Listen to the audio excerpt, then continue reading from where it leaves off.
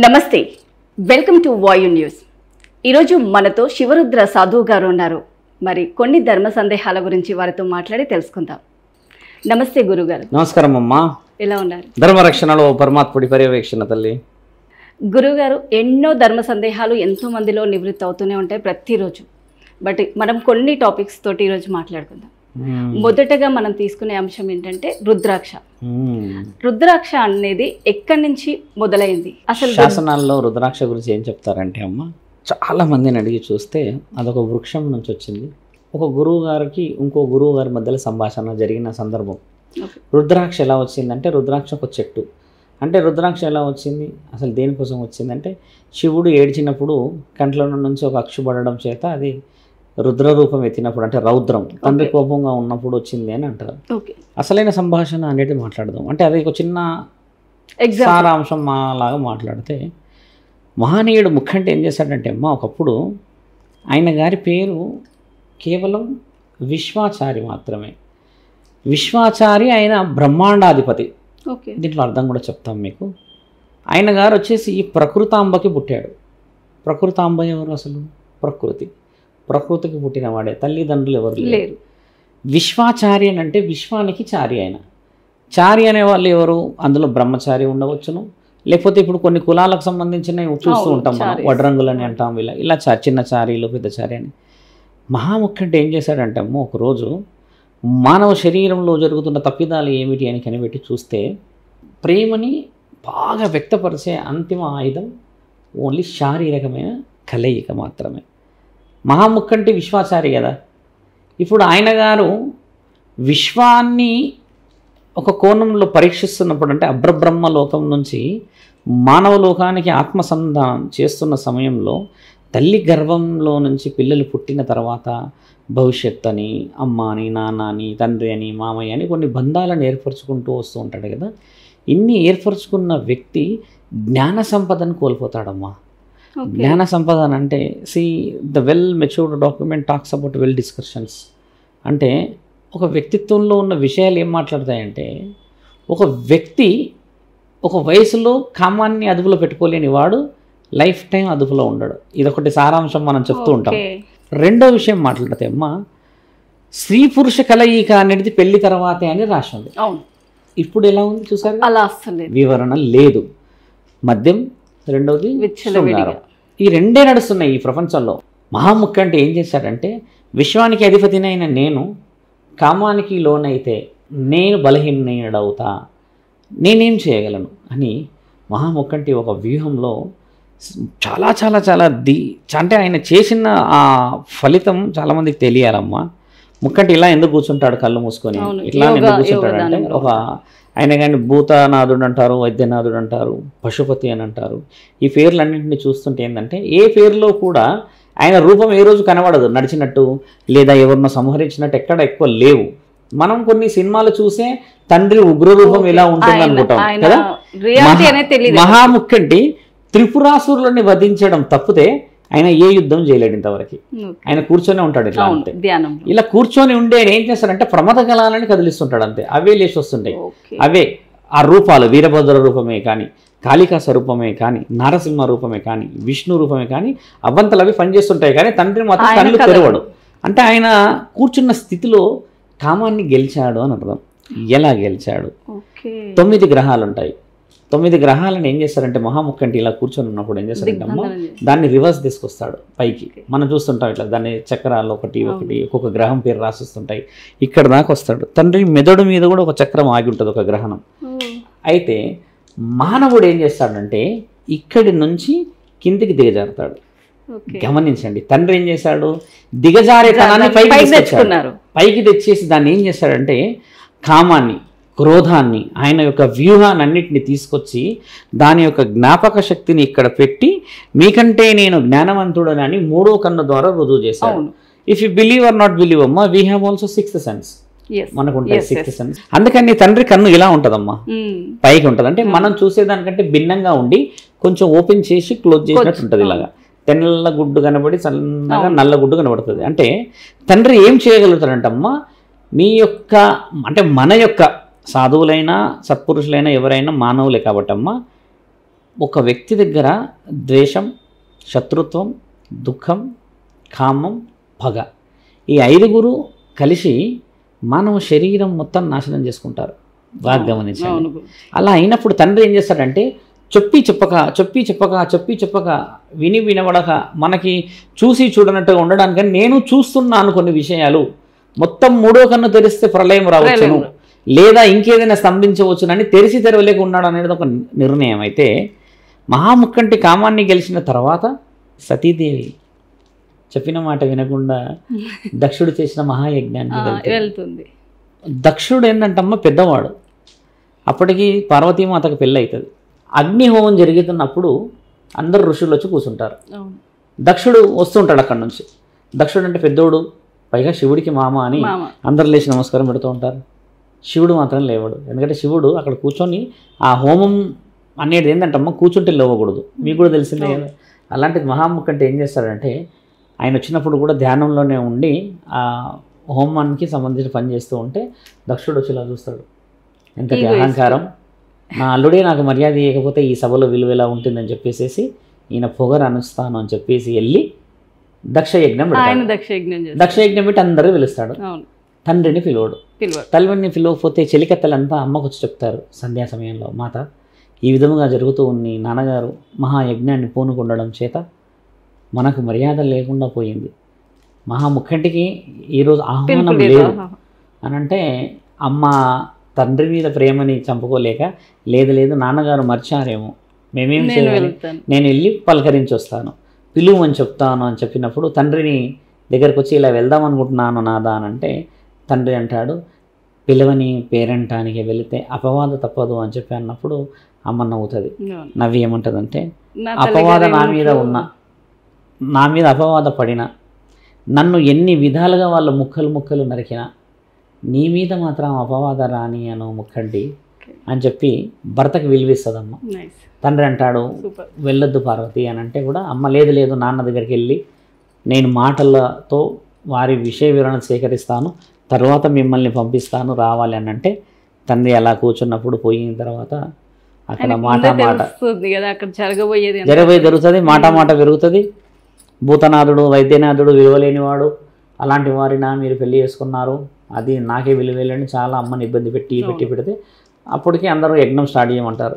మిగతా దేవతలు కూడా వస్తారు అక్కడికి, యజ్ఞం స్టార్ట్ చేయండి అని మొదలు పెట్టండి అన్న సమయానికి నా నాథుడు అంటే 4 యాగాలకి 5 పంచభూతాలకి అధిపతి అయిన నా పరమశివుడు లేని ఒక ఈ యజ్ఞం మహాయజ్ఞమా, ఆయన లేని ఈ యజ్ఞం ప్రతిఫలమా? అన్నం ఇచ్చేది ఆయన్నే, అన్నం లేకుండా చేసేది ఆయనే, జీవం పోసేది ఆయనే, జీవం తీసేది ఆయనే, నీ తలరాత రాసేది ఆయననే, తలరాత మొత్తం మూసేది ఆయనే కదా. ఇన్ని చేసిన వాడే యజ్ఞ ఫలితాన్ని ఇవ్వగలడు. కాబట్టి తల్లి ఏం చేస్తుందంటే నానాదుడు లేని ఈ యజ్ఞంలో నేను కలిసిపోతాను, అమ్మ నించుండిపోతుంది. ఆ యజ్ఞం కాలుతుంది, అందులో తల్లి కాలిపోయి ఎలా కాలిందో అలాగే అమ్మ నించుంటుందమ్మ. నించున్నప్పుడు తండ్రి గట్టిగా అరుస్తాడు అక్కడి నుంచి, గట్టిగా పార్వతి ఎంత పని చేసావు అని చెప్పి అరిచినప్పుడు తండ్రి ఒక్కసారి ప్రమదగలాలని యాక్టివేట్ చేస్తాడు. అంటే వీరభద్రులని, నాలుక పెద్దగా ఉన్న కాళిక మాతల్ని సృష్టించి యజ్ఞమంతా ధ్వంసం చేసి రండి అని పంపుతాడు. జటం తీసి ఒకసారి ఇలా కొడతాడు. కొట్టినప్పుడు ఎక్కడ నుంచి తండ్రి కొడతాడో అక్కడ వరకు భూమి చీల్చుకుంటూ పోతుంది. ఆ భూమి చీల్చుకుపోయిన ప్రాంతం ఏదో తెలుసా తల్లి? మీకు బాగా తెలిసిందే, ఇప్పుడున్న ద్రాక్షారామం ఆంధ్రాలో ఉంది కదా, ద్రాక్షారామంలోనే దక్షయజ్ఞం జరిగింది. దక్షయజ్ఞం పేరే ద్రాక్షారామం. దక్షయజ్ఞం అంటే దాని మొదటి పేరు దక్ష ఆరం. దాన్ని రాను మరో ద్రాక్ష పళ్ళు వేసి అలా వచ్చి ఈరోజు ద్రాక్షారామం భీమేశ్వరాలయం కొలువే ఉంటుంది, విశాలాక్షి మాత కొలువే ఉంటుంది. మహాపుణ్యం అది, దక్షుడు చేసిన మహాయజ్ఞశాల అది. ఇప్పుడున్న పురోహితులకు కూడా నాకు తెలిసి తెలియదు అక్కడ ఉన్న వాళ్ళకి, అంత ఘనమైన చరిత్ర. అలా ఉన్నప్పుడు తండ్రి వస్తాడు అక్కడికి. వచ్చి పార్వతీమాత ఎలా నుంచుందో అలా అమ్మ ఇలానే నుంచుంటుంది. తండ్రి వచ్చి అమ్మని ఇలా ఎత్తుకున్న బాధ కలిగిన సమయం మహాముఖంటి 3వ కంటి నుంచి వదులుతాడు ఒక కన్నీటి అక్షు. ఆయన గెలిచింది కామాన్ని, క్రోధాన్ని, ప్రతి ఒక్క విషయాన్ని గెలిచాడు కదా. ఆ 3వ కంటిని నేను త్రికాల జ్ఞానినైనా కూడా అంతటి జ్ఞానంతో నేను నిన్ను ఆపలేకపోయాను అని చెప్పేసి ఈ జ్ఞానంలో నుంచి వదిలిన మహా అక్షయ రుద్రాక్ష ఒక రుద్రాక్ష పడుతుంది అక్కడ. పడిన తర్వాత అది మహావృక్షం అవుతుంది, అది వేరే విషయం. అలా అలా అలా అయిపోయిన తర్వాత పార్వతీమాత విషయం అక్కడికి ఆగిన తర్వాత మహాముఖండి యొక్క ఆ బాధను చూడలేక బ్రహ్మ విష్ణువులు ఏం చేయాలో పాల్గొనే సందర్భంలో ఆ యొక్క సుదర్శన చక్రం తీసి తండ్రి వదులుతాడు. వదిలేస్తే అమ్మ ముక్కలు ముక్కలు ముక్కలు ముక్కలు అయితే తండ్రి పట్టుకోలేకపోతాడు. 64 ముక్కలు అవుతుంది. 64 మొత్తం 64. 18 అత్యంత ముఖ్యమైన ప్రాంతాల్లో పడుంటే మిగతా ముక్కలు ఏవైతే మీరు అన్నారో శరీర భాగాలు ఇప్పుడున్న అత్యంత విలువైన శక్తిపీఠాలు. ఈరోజు నుండి శక్తిపీఠంలో జోగులాంబలో పనులు పడ్డాయి. జోగులాంబ శక్తిపీఠమే. మళ్ళీ రేణుకా అని మనం ఇక్కడ పలకరిస్తాం అమ్మవారిని కదా, ఆమె శక్తిపీఠం. ఆమె వచ్చేసి వెస్ట్ బెంగాల్లో ఉంది, కలకత్తా ఉంది, నాలుకబడ్డ ప్రాంతం. ఇప్పుడు అలాగే పుస్తలబడ్డ అంటే ఈ మెడబడ్డ ప్రాంతం వచ్చేసి మన మల్లికార్జున ఆలయం. ఇలా ఒక్కొక్కటి ఉన్నది కదమ్మా. అలా 64 శక్తిపీఠాలు ఉన్నాయి మన దగ్గర. అక్కడనే కట్టిన గుడిలో, అలా కట్టిన గుడి కూడా వరంగల్ భద్రకాళి. అలా వచ్చిన గుడిలు. వీళ్ళంతా పెద్దోళ్ళు, సీనియర్స్ అంటారు వీళ్ళందరూ. ఇలా వచ్చిన దాంట్లో 18 శక్తిపీఠాలు ఎందుకు విలువైనవి అంటమ్మా, అత్యంత ముఖ్యమైన భాగాలు పడ్డ ప్రాంతం అది. అలా వచ్చింది. ఇప్పుడు చాముండేశ్వరి ఆలయం ఉంది బెంగళూరులో, అమ్మవారి వెంట్రుకలు పడ్డ ప్రాంతం అది. పెద్ద పీఠం అది, 18 పీఠాలు అవి. అక్కడ దసరా చూడడానికి ఎంత కన్నుల ముచ్చటగా. దసరా అంటేనే దసరా, నెల రోజులు చేస్తారు పండగ. మనం ఇక్కడ 10 రోజులు బతుకమ్మలు ఆడతాం. అక్కడ ఏం ఆడతారు తెలుసా, వాళ్ళు ముమ్మాటికి 30 రోజులు చేస్తారు, చాలా బలంగా చేస్తారు. అంటే మనల్ని తక్కువ అని కాదు, పండగల ప్రత్యేకత చెప్తున్నాము. మన ప్రాంతం యొక్క సంస్కృతి బతుకమ్మే కాబట్టి ఇది వేరు. అలా అయినప్పుడు అమ్మా తండ్రి ఏం చేస్తాడంటే, నా పార్వతిని నేను మళ్ళీ చూడాలి, అప్పటిదాకా నేను భూలోకాన్ని కానీ ఏ లోకాన్ని కూడా చూడనేని తండ్రి అలిగి వెళ్ళి కూర్చున్న ఒక కొండ కోటప్ప కొండ. అది ఎక్కడుంది కోటప్ప కొండ? త్రికోటేశ్వరాలయం మన ఆంధ్రాలోనే ఉంది. ఎంత మహానీయుడు ముక్కండి. మన దగ్గర ఉన్న పీఠాల గురించి మీకు మాటల్లోనే చెప్తున్నాము. అలా తండ్రి అమ్మ పార్వతీమాత అమ్మ ఏం చేస్తుందంటే మళ్ళీ గౌరీమాత లాగా పుట్టి 18వ ఏట పరమశివుడిని చేరేంత వరకు తండ్రి అక్కడి నుంచి లేవాడు. ఇట్లనే కూర్చొని ఉంటాడంట. అక్కడ 18 సంవత్సరాలు ఉన్న తర్వాత అమ్మ పుట్టింది అని తెలిసిన తర్వాత తల్లిని పెళ్లి చేసుకోవడానికి వస్తాడు కదా. ఇది గౌరీ ఇంట పుట్టిన మహా పంట. ఈ ప్రేమికుల జంట నిండు నూరేళ్ళు 1000 జన్మలకు ఉండాలని ఆశీర్వదించిన వాడు అదే దక్షుడు, ఈ జన్మలో తండ్రి. అంటే ఇంత వివరణ రాగున్న శాస్త్రంలో రుద్రాక్ష పాత్ర ఏ విధంగా ఉందో చెప్తున్నాం. దాని వెనకాల ఇంత అంతరార్థం ఉన్నది. ఇంత అర్థం లేకుండా రుద్రాక్ష చిన్న విలువ చేసేస్తారు. ఈ విధంగా ఒక రుద్రాక్షని ఎవరు వేసుకోవచ్చు అంటమ్మా, త్రికాల బ్రహ్మచారులే వేయాలి ఏకముఖి రుద్రాక్ష. ఎవరు పడితే వాళ్ళు వేయకూడదు. సాధువులు, సత్పురుషులు, సిద్ధయోగులు, సిద్ధ పురుషులే వేయాలి ఏకముఖి రుద్రాక్ష. రుద్రాక్షలు ఎన్ని డిఫరెన్స్ ఉంటాయి చెప్తాం. 32 రకాల డిఫరెన్సెస్ ఉంటాయి. 22 రకాల రుద్రాక్షలు వాడుకలో ఉన్నాయి. అందులో ఓన్లీ 5 రకాలయే మనం ఎక్కువ శాతం వాడతాం. ఏకముఖి సిద్ధ పురుషులు ఎందుకు వేయాలంటమ్మా, ప్రాణం ఉన్నా శివుడికే, ప్రాణం పోయినా శివుడికే అనుకున్న వాళ్ళే వేయాలి. అది కేవలం అఘోరాలు, నాగసాధువులే వేస్తారు. నెక్స్ట్ ఇంకోటి మన దగ్గర చూడండి, పంచముఖి రుద్రాక్ష ఎక్కువ పలుకుతుంది మన దగ్గర. పంచముఖి రుద్రాక్ష అర్థం ఏం తెలుసా అమ్మ, పాండవులు ఎంతో విలువైన జీవితాన్ని చూస్తారమ్మా. కానీ వాళ్ళు చూడండి ఒక శాపానికి ఆ జూదంలో అడవి పాలవుతారు. ఓ రోజు సంధ్యా సమయంలో తల్లి ఏం చేస్తుందంటే మాత పడుకునేప్పుడు ఈ కొంగు ఉంటుంది కదా, ఆ కొంగు 5 కొడుకుల మీద వేసి ఇలా పడుకుంటుందంట. పడుకున్నప్పుడు అమ్మ ఏమడుగుతుందంటే, పరమశివుణ్ణి నిన్ను నమ్ముకున్నందుకు జీవితం ఇలా ఇచ్చావా, రాజ్యం పోయింది, రాజుల లాంటి నా కొడుకులు ఈరోజు అడవిల పాలయ్యి రాళ్ళల్లో పడుకున్నారుగా, ఇకనైనా మీరు శాంతించి మాకు అవకాశం ఇచ్చి ప్రాయశ్చిత్తాన్ని ఇవ్వగలరా మహాముఖంటి అని అంటే ఆమె శివుడి భక్తురాలు ఆవిడ. తండ్రి ఒకసారిగా ఆ వెన్నెల, ఆ రోజు పౌర్ణమి ఉంటుందమ్మా, ఆ వెన్నెలలో తండ్రి వచ్చి నించుంటాడంట. అడవిలో వచ్చి నించున్నప్పుడు వాళ్ళు ఇట్లా పడుకున్నాడు చూస్తాడంట. చూసి దేవుళ్ళు, రాజులు, పురుషులు అంత జీవితం అనుభవించాల్సిన వాళ్ళు ధర్మం కోసం ధర్మయుద్ధంలో జూదంలో వెనక్కి జరిగి, ఆ ధర్మయుద్ధంలో జూదం కూడా అదొక గూడుపుటానమైన జూదం, నిజమైన జూదం కాదు అది. అది అందరికీ తెలిసింది. శకుని మహారాజు శకుని చేసింది పెద్ద పెద్ద ఉంటే యక్షకలు. అయితే ఆయన గారు ఏం చేస్తారంటే అవన్నీ గుర్తు చేసి తండ్రి 5 చూసి కన్నీటి ఆ అక్షులు 5 సార్లు వదులుతాడు. 5 సార్లు పడ్డప్పుడు వచ్చినదే పంచముఖి రుద్రాక్ష. ఒక్కసారి వదిలింది తర్వాత 5 ముఖాల రుద్రాక్ష వచ్చిన తర్వాత ఎవరికైతే అవకాశాలు జీవితంలో కూడా అప్పులే ఉంటాయి, ఎమోషన్సే ఉంటాయి, ఎన్నో గొడవలు ఉంటాయి చూడమ్మా, కుటుంబ బాధ్యతలు ఉన్న వాళ్ళు వేయాలి 5 ముఖాల రుద్రాక్ష. ఎందుకు వేయాలి? మనకి మానవ శరీరంలో ఏంటంటే మరణ గండాలు ఎక్కువ ఉంటాయి. పోతూ పోతూ మనం మామూలుగా స్కూటీ మీద పోతే కూడా గుద్దొచ్చు, లేదంటే మనం నిలబడ్డ కాడ మనమే పడిపోవచ్చు, ఏదైనా జరిగిపోవచ్చు. అంటే మనకేంటంటే మల్టిపుల్ ఆప్షన్స్ కావాలి. Multiple options. ఈ రుద్రాక్షకి అర్హత సంపాదించగలిగిన శక్తి ఎవరు? మహాముఖండి. మహాముఖండి నీకు సహాయం చేయనీకి రావాలి అని అంటే ఆయన దగ్గరికి ఒక సిగ్నల్ పోవాలి. ఆ సిగ్నలే నీ రుద్రాక్ష.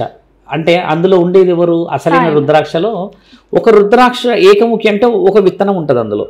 You can break it also. నేను చూపిస్తాను. పెద్ద రుద్రాక్ష వేసాను. ఇప్పుడు ఇది ఉంది కదమ్మా, దీన్ని బ్రేక్ చేస్తే దీని లోపల ఒక విత్తనం ఉంటుంది. అది ఏకముఖి రుద్రాక్ష. అలా కాదు, అట్లా ఉండదు. ఇది చూడండి, ఇది పంచముఖిది. 5 ముఖాలు, ఇందులో 5 విత్తనాలు వెళ్తాయి. ఏకముఖిలో ఒకటే విత్తనం వెళ్తుంది.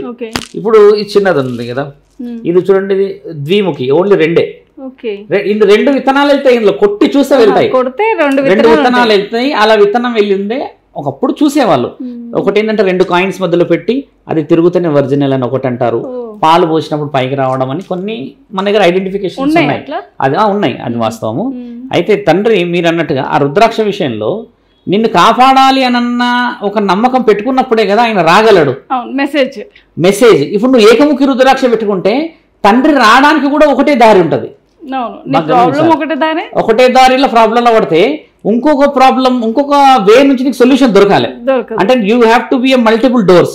ఇక్కడ నెగిటివ్ ఉంది అంటే ఇక్కడ పాజిటివ్ ఉంది, ఆయన వెనుక దారి నుంచి వెళ్ళొచ్చు అంటే ఇప్పుడు నీకున్న ఒకటే దారిలా మరి నిన్ను ఎలా కాపాడగలుగుతాడు ఆ దారి మూసుకుపోయినాక?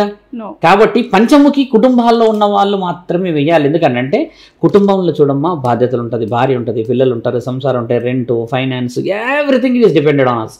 అందుకని ఏం చేస్తామంటే అమ్మ, ఆ రుద్రాక్ష వేసుకోవడం వల్ల you can get a multiple ways. అవకాశం ఒకటి పోతే ఇంకొకటి. పెద్దనాన్న అప్పియలేడు అనుకుందాం, చిన్నాన్న ఇస్తాడేమో, చిన్నాన్న వద్దంటే ఇంకొక మన స్నేహితుడు ఇస్తాడేమో. అంటే ఫైనాన్స్ అనే డిపెండెన్సీ ఎవరి కోసం? నీ కుటుంబం కోసం. అంటే ఫీజుల కోసమో, లేకపోతే ఇంకేదైనా ఆర్నమెంట్కో, పెళ్లి చూపులే ఉంటాయి, లేదంటే ఇంకేదైనా ఆరోగ్య పరిస్థితులు ఉంటాయి కదమ్మా. అది న్యాయమైన నిర్ణయమైనది. కాబట్టి పరమాత్ముడు 5 పంచముఖాలు చేసుకోవడానికి అర్థాలు ఇచ్చాడు అక్కడ. ఈ ప్రాణం ఉన్న ఆయనకే, ప్రాణం పోయిన ఆయనకే. కాబట్టి ఆ రుద్రాక్షతోని శరీరానికి విలువీయాలి. రుద్రాక్ష వేసుకున్నప్పుడు ఆ విధంగానైనా పరమశివుణ్ణి చేరతారేమో అని ఒక వ్యూహం. అది స్వార్థమే అనుకోవచ్చును. ఇప్పుడు ఇలా తలపైకి పెట్టుకొని ధ్యానం ఎందుకు చేస్తారంటే ఇది వచ్చేసి బ్రహ్మ కపాలం అంటారు దీన్ని, ఇది బ్రహ్మరంధ్రం అంటారు దీన్ని. నవరంధ్రాలతో పాటు మనకి 2 రంధ్రాలు ఉంటాయమ్మా. ఒకటేమో ఇది బ్రహ్మరంధ్రం అంటే మాడు. మన దగ్గర చిన్నపిల్లలు నూనె పోసి ఒకటే రుద్దుతాం, ఇది మాడు. పుట్టినప్పుడు మాత్రం మెత్తగా ఉంటుంది. అంతకు ముందుకు ఏముంటుంది అంటే అమ్మా, ఇది ఓపెన్ ఉంటుంది లోపల, శరీరం లోపల ఓపెన్ ఉంటుంది. గర్భంలో ఉన్నప్పుడు ఓపెన్ ఉంటుంది. నువ్వు డెలివరీ అయ్యే సమయానికి అది కూడుకుంటుంది ఇలాగా. ఆ తర్వాత బేబీ ఫస్ట్ బయటకు వస్తాడు, తలనే వస్తాడు, మాడు ఉండదు. లోపల నుంచి ఫస్ట్ ఇట్లా ఇట్లా ఫార్మింగ్ బేబీ లెగ్స్, తర్వాత హ్యాండ్స్ అన్ని ఫార్మేషన్ అయినాక లాస్ట్ డెస్టినేషన్ ఇస్ దిస్. ఇదేంటంటే ఇక్కడ నీ ఆత్మను కొలువు చేసి మూసేస్తాడు. ఇప్పుడు శుద్ధ పురుషులందరూ ఇలా తలపైకి పెట్టి ఉండడానికి గల కారణం ఏంటంటే అమ్మా, ఇందులో నుంచి ఆత్మ బయటికి పోతుంది. అందుకే ఈ నాగసాధువులు, అఘోరాలు కళ్ళు ఎప్పుడు కూడా మూసుకొని తల పైకి పెట్టుకొని ఉంటారు. ఇలాగ ఇక్కడ నుంచి వాళ్ళు పరమాత్ముడి యొక్క చరణాల దగ్గర ఆత్మని కొలువు చేస్తారు. ఖచ్చితంగా వెళ్తుంది, ఇదే దారిగా. మనకి ఎలా తెలవాలంటే అమ్మ, ఇక్కడ ఆత్మ కొలువు అయినట్టు చనిపోయిన వ్యక్తి తల పగలేదాకా నిలబడతారు. ఎందుకంటే కపాలం పగిలితే పరిపూర్ణం అయిపోయింది, ఈ శరీరం ఇంకా కాలిపోయిందని అర్థం.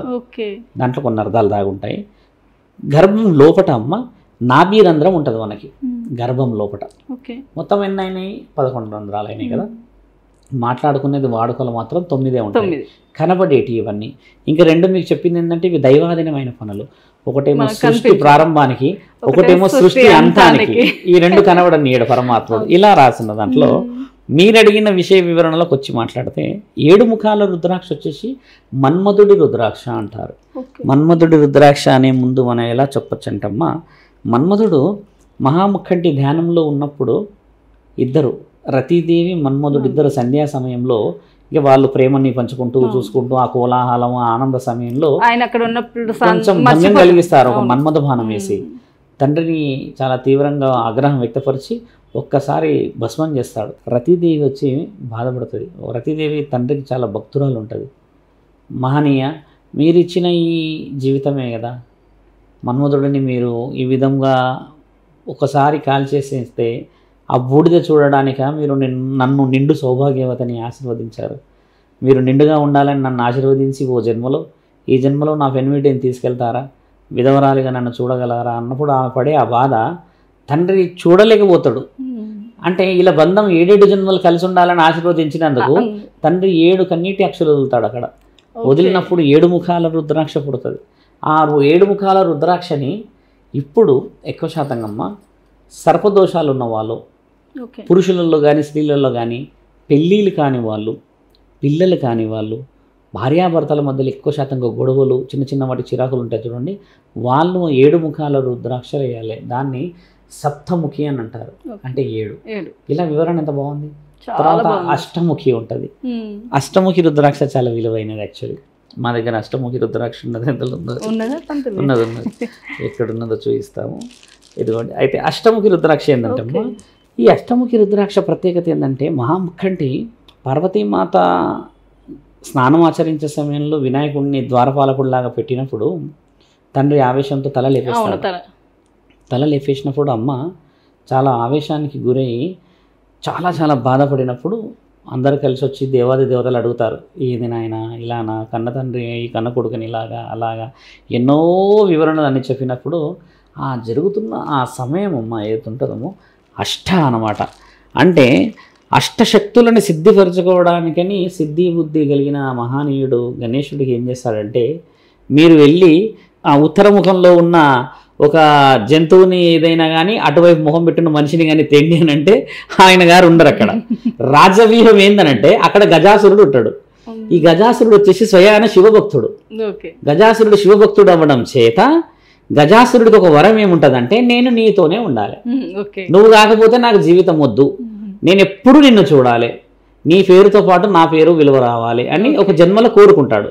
కోరుకున్నప్పుడు గజాసురుడిని ఏమంటారంటే, అలా నీకు పేరు రావాలంటే నీ తల తీసేస్తారు గజాసురు అంటే, తల తీసేసినా పర్లేదు నాకు అని నేను వినాయకుడి పండుగ వచ్చినప్పుడు చెప్తాను మీకు మళ్ళీ. ఆ వివరణ చెప్పినప్పుడు తండ్రి ఏం చేస్తాడు, ఈ సమయంలో గణేశుడు తల తీసేస్తే అక్కడ గణేశుడు ఆ గణనాథుడి తల 2 రీప్లేస్మెంట్కి ఇద్దరికి వాల్యూ అవుతుంది. ఆ సమయం వచ్చేసి అష్ట. ఈ అష్టముఖి రుద్రాక్ష వేసుకోవాల్సిన వాళ్ళు ఎవరంటామో ముఖ్యంగా వినాయకుడికి వ్యాపారము మరియు ఈ ఇండస్ట్రియలిస్టులు ఉంటారు చూడండి. ఈ వ్యాపారం అంటే ఇండస్ట్రీ అనుకోండి, ఏ ఇండస్ట్రీ అయినా ఈ వ్యాపారంలో ఉండే వ్యక్తులు అష్టముఖి రుద్రాక్ష వేయాలి. ఎందుకు వ్యాపారం స్వామి అని అంటే, ఈయన గారు కలిగించేది వినాయకుడు, కార్యసిద్ధి వినాయకుడు కాబట్టి ఆయనకి గుర్తు అష్ట. గజాసురుడు అన్నది లేదు, ఇప్పుడు ఏనుగు ప్రస్తావన లేదు ఇక్కడ. ఏనుగంటే గణేశుడు, గణేశుడు అంటే ఏనుగు. ఒకప్పుడేమో గజాసురుడు వేరు, ఒకప్పుడు గణేశుడు వేరు. వీళ్ళిద్దరు పూర్తి నామాలు వచ్చేయడం చేత ఈ రుద్రాక్షలు ఎక్కువ నామంలో ఉన్నాయి. ఇప్పుడు చూడండి, నవముఖి రుద్రాక్షలు ఉన్నాయి. నవముఖి రుద్రాక్షలు వేయాల్సిన వాళ్ళు స్త్రీ ఉపాసకులు వేసుకోవాలి. కాళీ ఉపాసకులు, తర్వాత దేవి ఉపాసకులు ఉంటారు.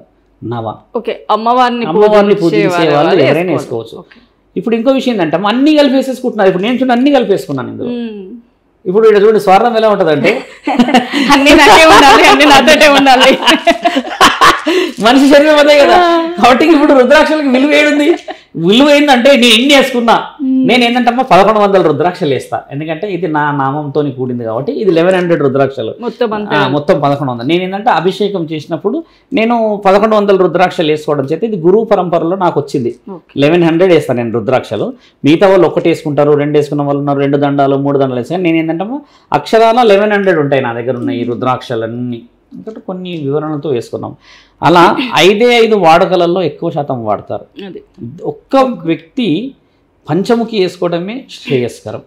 మన శాస్త్రం అమ్మ అంకెలతో దాగబడి ఉంది కాబట్టి మనం ఒక రుద్రాక్ష వేసుకోవట్లేదు ఇక్కడ, సంస్కృతి విలువలు వేసుకుంటున్నాం. రుద్రాక్ష వేసుకోవట్లేదు ఇక్కడ, మన సాంప్రదాయ గౌరవప్రదమైన నిర్ణయాలను వేసుకుంటాం.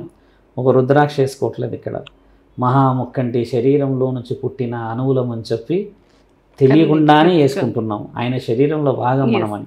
ఇంత విలువైన రుద్రాక్షలు కేవలం రుద్రాక్షలు అయినందుకు బాధ అవుతుంది. ఒకప్పుడు రుద్రాక్షలమ్మ వేలం పాటలు కొనేవాళ్ళు.